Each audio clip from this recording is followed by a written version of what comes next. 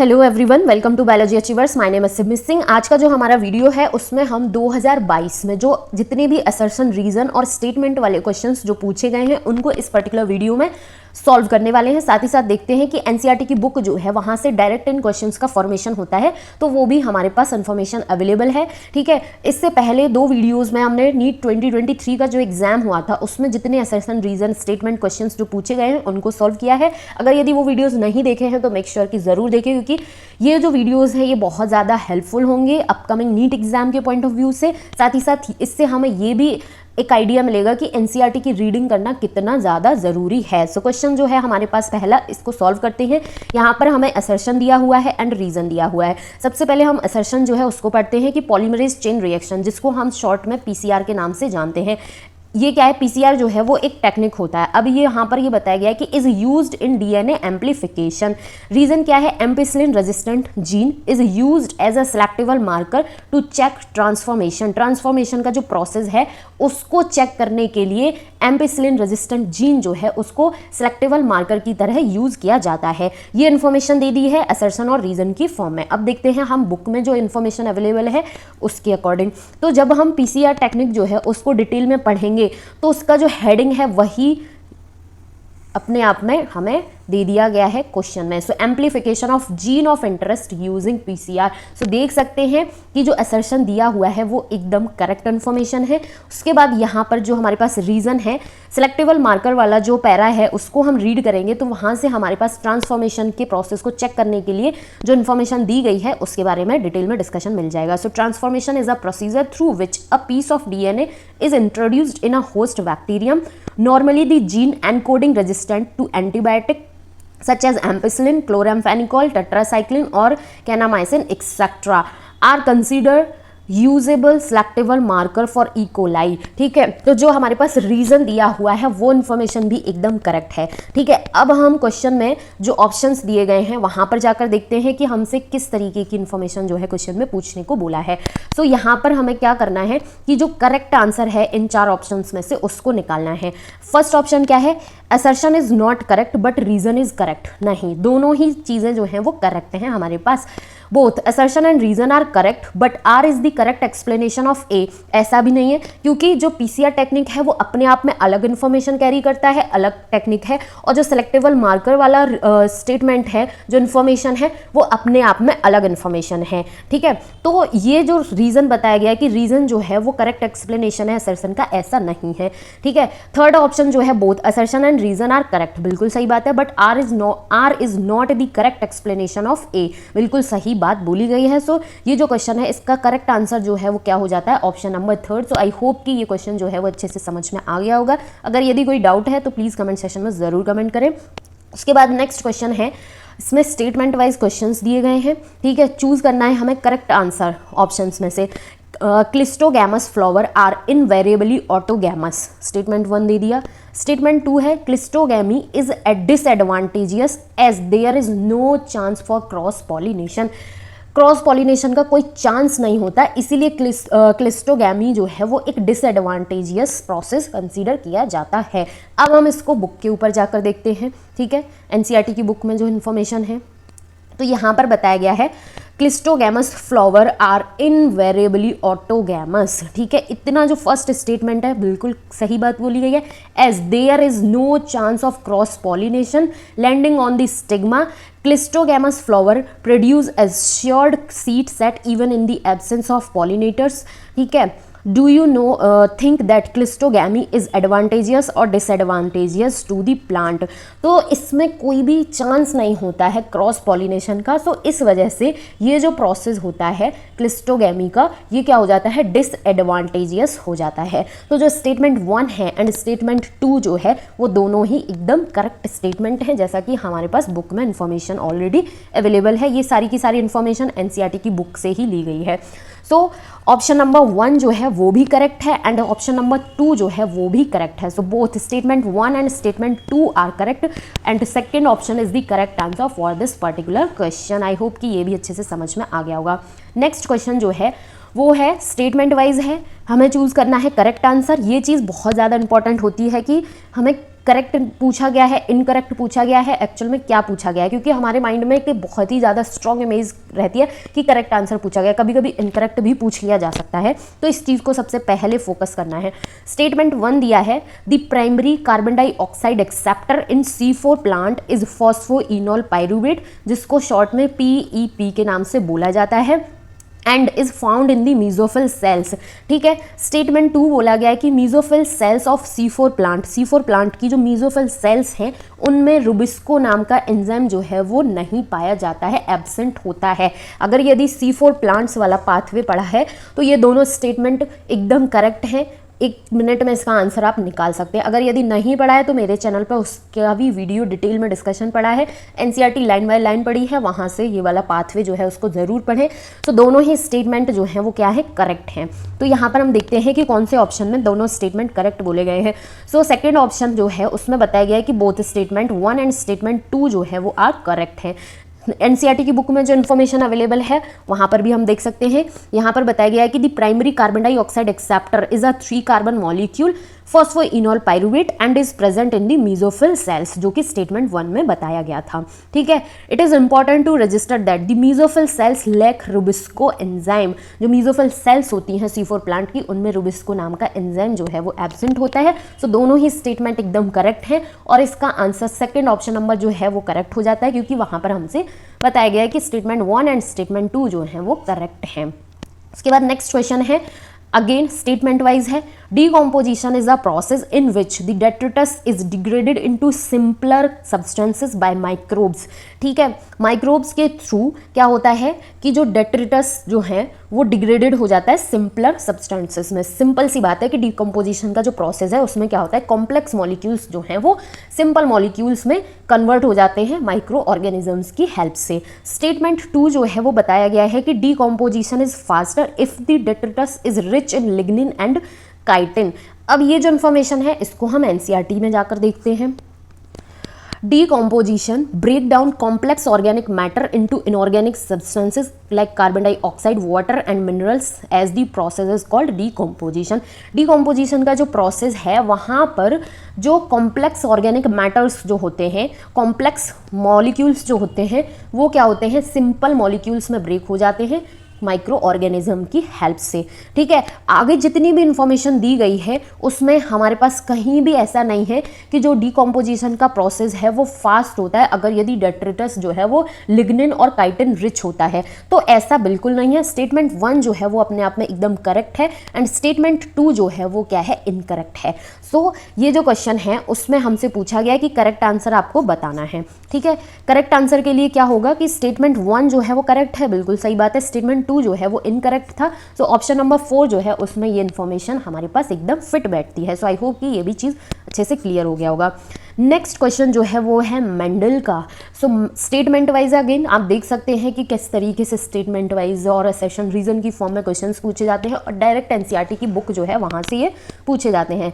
सो statement 1 जो है यहाँ पर वो क्या है कि Mendel studied 7 pair of contrasting trait in P plant, बिल्कुल सही बात है, and proposed the law of inheritance.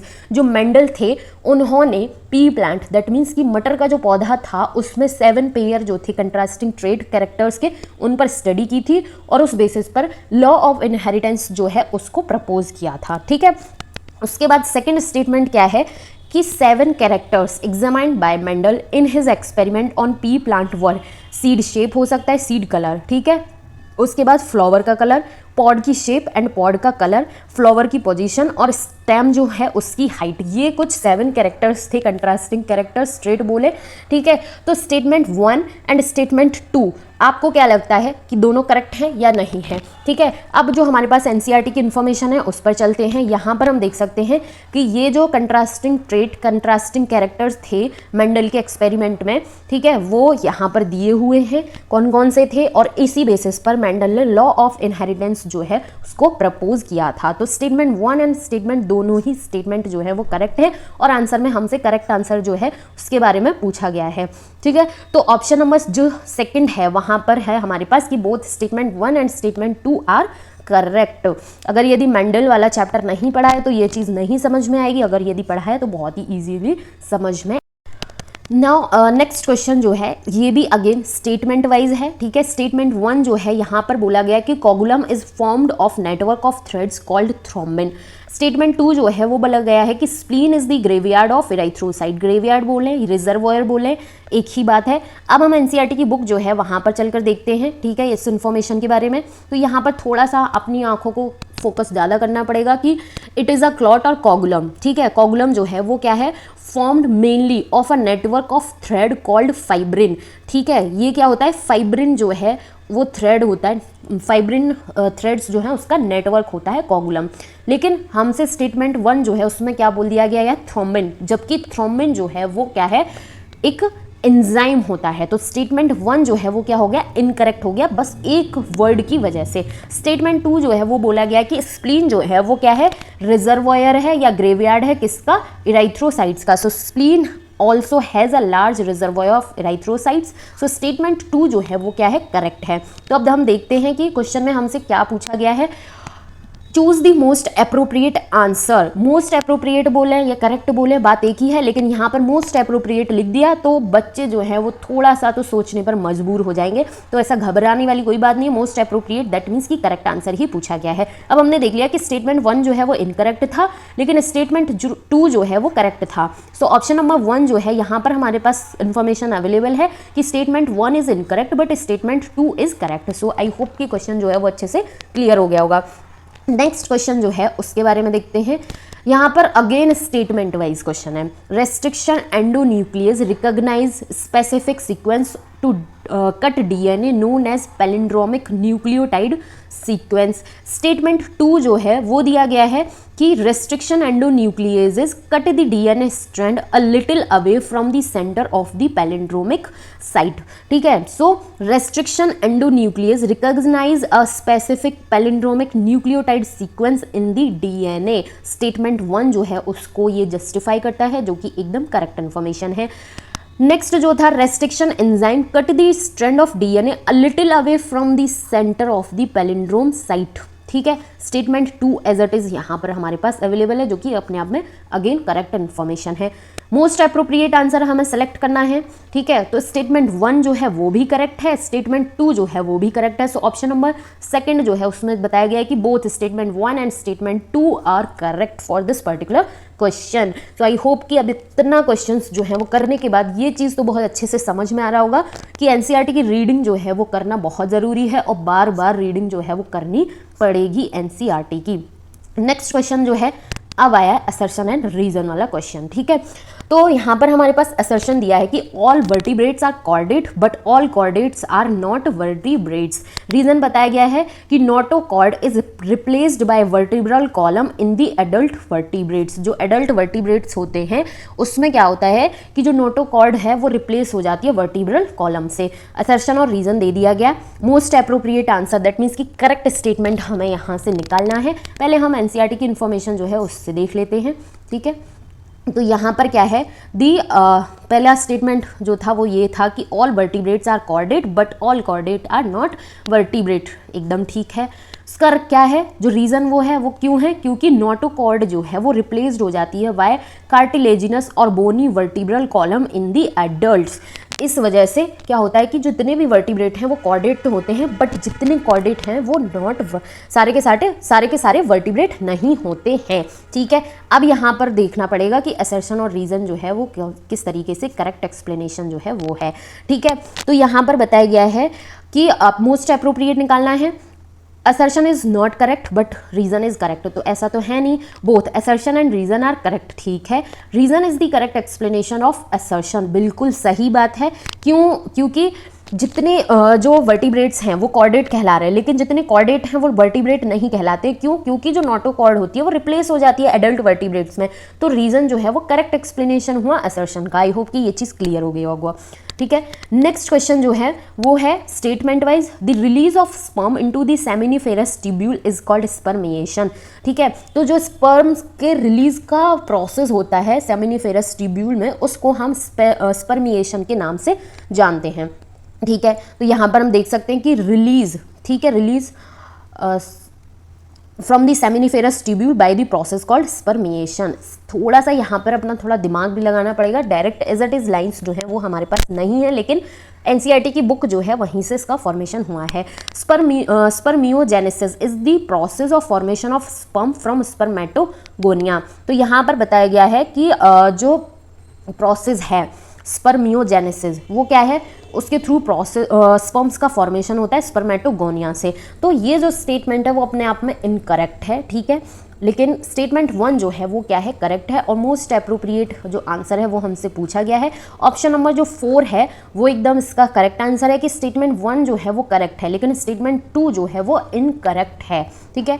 Next question जो है उसको हम देखते हैं, mycoplasma. Mycoplasma can pass through less than 1 micron filter size. जो माइकोप्लाज्मा है, ठीक है, वो इतना छोटा ऑर्गेनिज्म होता है कि 1 माइक्रोन साइज का फिल्टर जो होगा, उससे कम का जो फिल्टर होगा उसके थ्रू भी ये पास हो सकता है, ठीक है। स्टेटमेंट 2 जो है उसमें बताया गया है कि mycoplasma are bacteria with cell wall. ये जो है इनमें सेल वॉल नहीं होती है। Mycoplasma are organism that completely lack cell wall, ठीक है, इसमें सेल वॉल नहीं होती है, बिल्कुल भी नहीं होती है। तो स्टेटमेंट 1 जो है वो करेक्ट है एंड स्टेटमेंट 2 जो है वो क्या है, इनकरेक्ट है, ठीक है। मोस्ट अप्रोप्रिएट पूछा है हमसे यहाँ पर, तो देखते हैं कि कौन सा आंसर जो है इसका वो सही होगा। Statement 1 is correct but statement 2 is incorrect. I hope कि ये चीज़ अब क्लियर हो गई होगी कि क्यों करेक्ट है, ओके, क्यों इनकरेक्ट है। नेक्स्ट क्वेश्चन जो है वो है again statement wise, most appropriate पूछा है, ठीक है। Fatty acid and glycerol can not be absorbed into the blood, ठीक है। Statement 2 specialised lymphatic capillaries called lacteals carry chylomicrons into lymphatic vessel and ultimately into the blood, ठीक है। 2 statement दे दिए हैं और दोनों स्टेटमेंट जो हैं वो दे दिए गए हैं और हमसे मोस्ट अप्रोप्रिएट दैट मीन्स कि करेक्ट आंसर जो है वो पूछा गया है। अब हम बुक्स जो है उससे देखते हैं कि fatty acid and glycerol being insoluble can not be absorb into the blood, ठीक है। इससे हमें पता चल गया कि स्टेटमेंट जो है 1 जो है वो करेक्ट है, ठीक है। They are reformed into very small portion coated fat globule called the chylomicron which are transported into the lymph vessel lacteal in the villi. These lymph vessels ultimately release the absorbed substance into the blood stream, ठीक है। तो ये जो statement second है वो भी एकदम correct है। सो दोनों स्टेटमेंट जो हैं वो क्या है, करेक्ट हैं, ठीक है। बोथ स्टेटमेंट 1 एंड स्टेटमेंट 2 जो है वो क्या है, करेक्ट है और मोस्ट अप्रोप्रिएट दैट मीन्स कि करेक्ट स्टेटमेंट जो है वही हमसे पूछा गया था। नेक्स्ट क्वेश्चन जो है वो पूछा गया है, auto immune disorder is a condition where body defence mechanism recognise its own cells as foreign body, ठीक है। तो जो ऑटो इम्यून डिसऑर्डर है वो एक ऐसी कंडीशन है कि जो बॉडी का डिफेंस मैकेनिज्म है वो क्या करता है कि जो फॉरेन बॉडी है, फॉरेन सब्सटेंस जो बॉडी में एंटर करता है उसको रिकॉग्नाइज करता है कि ये मेरी ही बॉडी की सेल्स हैं, ठीक है। स्टेटमेंट 1 जो है वो दे दिया गया है, ओके। उसके बाद स्टेटमेंट 2 जो है वो दिया गया है कि rheumatoid arthritis is a condition where body does not attack self cells, ठीक है। तो ये कंडीशन जो है उसको बता दिया गया है। तो यहाँ पर हमारे पास ये सारी की सारी इन्फॉर्मेशन है। Some time due to genetic and other unknown reason, genetic disorder भी हो सकता है या फिर कुछ अननोन रीजन भी हो सकता है जिसकी वजह से क्या होता है, the body attack self cells, thus this result in damage to the body and is called auto immune disease, जिसको हम ऑटो इम्यून डिसऑर्डर के नाम से भी जानते हैं। So statement 1 is correct. उसके बाद बताया गया है कि rheumatoid arthritis which affect many people in our society as an auto immune disease, ठीक है। ये जो कंडीशन जो है उसके बारे में बताया गया है कि rheumatoid arthritis is a condition, ये कंडीशन है जिसमें क्या होता है कि बॉडी जो है वो अपने does not attack self cells, ठीक है। तो यहाँ पर क्या बता गया, लेकिन ऐसा यहाँ से हमें तो ऐसा पता नहीं चल रहा है। तो स्टेटमेंट 1 जो है वो तो एकदम करेक्ट है, लेकिन स्टेटमेंट 2 जो है वो क्या है, इनकरेक्ट है। ये अपने जो सेल्फ सेल्स जो होती हैं इस कंडीशन में उसमें अटैक करती है, जबकि स्टेटमेंट 2 में बताया गया कि नहीं करती। तो स्टेटमेंट 2 जो है वो क्या हो गया, इनकरेक्ट हो गया, ठीक है। तो इसका करेक्ट आंसर क्या हो जाता है, ऑप्शन नंबर 4, क्योंकि मोस्ट अप्रोप्रिएट हमसे पूछा गया है। Statement 1 is the correct but statement 2 is incorrect. Next question जो है वो ये है कि in a scrubber the exhaust from the thermal plant is passed through a electric wire to change the dust particle. Statement 2 जो है वो बताया गया है कि particulate matter PM 2.5 can be removed by scrubber but can be removed by an electrostatic precipitator. Most appropriate answer जो है वो पूछा गया है, इसको भी हम बुक की जो इन्फॉर्मेशन है वहाँ से देख सकते हैं, ठीक है। तो यहाँ पर देख सकते हैं the electrostatic precipitator which can remove over 99%, ठीक है, particulate matter present in the exhaust from the thermal power plant, ठीक है। और उसके बाद जो हमारे पास स्टेटमेंट 1 दिया गया था कि in a scrubber exhaust from the thermal plant is passed through the electric wire to change the dust particle. So ऐसा कुछ नहीं है, ठीक है। स्टेटमेंट 1 जो है वो क्या है, इनकरेक्ट है, लेकिन स्टेटमेंट जो 2 है वो करेक्ट है। और मोस्ट अप्रोप्रिएट यहाँ पर हमसे आंसर जो है वो पूछा गया है। So statement 1 is incorrect but statement 2 is the correct. So इसका आंसर जो है वो क्या हो जाता है, ऑप्शन नंबर 1 क्या है, करेक्ट हो जाता है। सो ये सारे के सारे क्वेश्चन थे नीट 2022 में, जो कि स्टेटमेंट एंड असर्शन रीजन की फॉर्म में पूछे गए थे। और यहाँ से आपने देख लिया कि एनसीईआरटी की बुक जो है वो उससे डायरेक्ट इस क्वेश्चंस जो है इनका फॉर्मेशन होता है। तो बार बार एनसीईआरटी की रीडिंग करना कितना ज़्यादा ज़रूरी है। अगर यदि फिर भी किसी भी क्वेश्चन में कोई डाउट है तो प्लीज़ कमेंट सेशन में ज़रूर कमेंट करें। वीडियो पसंद आते हैं, कंटेंट हेल्पफुल रहते हैं तो प्लीज़ चैनल को ज़रूर सब्सक्राइब करें, वीडियो को लाइक करें और अपने फ्रेंड्स के साथ भी ज़रूर शेयर करें। Thank you so much for watching.